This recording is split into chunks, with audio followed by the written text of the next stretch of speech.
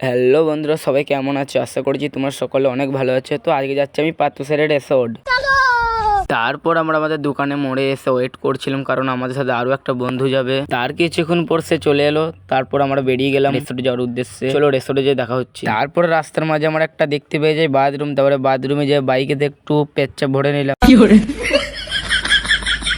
না মানে একটু পেট্রোল ভরে নিলাম। চলো একদম রেস্টুরেন্টে যেয়ে দেখা হচ্ছে। আর রাস্তার মাঝেতে কিছু আমার ভাই বোনের সাথে দেখা হলো, না মানে গরু ছাগলের সাথে দেখা হলো। আর বন্ধুরা, এই দিকের ভিউটা খুবই সুন্দর লাগছিল। ওই পাশে শুধু জমি, সবুজের সবুজ, আর মাঝখানে রাস্তা, অসাধারণ একটা প্লেস। আর আমাদের মতন ছেলে গেলে ওইখানে করে কি মজা, কি শান্তি। আর তার কিছুক্ষণ পর আমরা রেসর্টে চলে এলাম ফাইনালি। চলো রেসর্টের ভিতরে ঢুকে দেখা হোক। তারপর আমি একটা স্লো মোশন ভিডিও ভ্যাক করে নিলাম। আর ওইদিকে মেয়েগুলো শুধু আমাকেই দেখছিল। তারপর আমাকে বলে একটা ছবি তুলে দিতে। ছবি কোনো ব্যাপার? তারপর আমি একটু ভ্যাক করে ছবিটা তুলে দিলাম।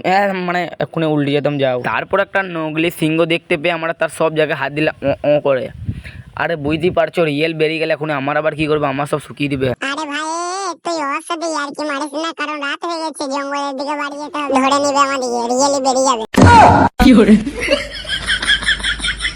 তারপর আমরা বড় লোকের মতন ভাব নিয়ে ঢুকে পড়ি এই রুমটাতে। সবাই তুলছিল ছবি, আর আমি খালি ভাবনা চিন্তা করছি কোনটা চুরি করা যায়। মানে বুঝতেই পারছো তো, রিয়েল ভিখারি হলে যা হয়। তারপর আমার চোখ পড়ে যায় নারকেলটা দিকে, ভাবছি এটা কি বার করা যাবে না। আরে ভাই, তুই এরকম করছিস কেন এখানে এসে?